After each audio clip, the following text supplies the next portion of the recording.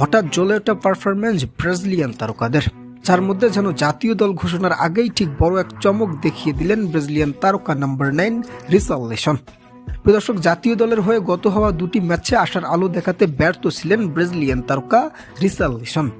অন্যদিকে তার রিপ্লেসমেন্ট হিসেবে কোচ নতুন কোনো অভিজ্ঞ তারকাকে খুঁজলেও একেবারে যেন সঠিক সময়ে জ্বলে উঠে দেখিয়ে দিলেন এই ব্রাজিলিয়ান সুপারস্টার। যেখানে গতকাল প্রিমিয়ার লিগের ম্যাচে টটেনহাম মাঠে নেমেছিল বার্নলি এফসির বিপক্ষে, আর সেখানে মাঠে নেমেই ম্যাচের 10 এবং 60তম মিনিটে চোখ জোড়ানো অসাধারণ দুইটি গোল করে বসেন এই ব্রাজিলিয়ান তারকা নাম্বার 9। এছাড়াও ম্যাচটিতে সর্বোচ্চ রেটিং নিয়ে হয়ে উঠেছেন ম্যাচ সেরাও। অন্যদিকে লা লিগার খেলায় মাঠে নেমেছিল বার্সেলোনা, যেখানে ম্যাচ শুরুর মাত্র 7তম মিনিটেই অসাধারণ একটি গোল করে বসেন ব্রাজিলিয়ান তারকা ফরওয়ার্ড রাফিনহা দিয়াস।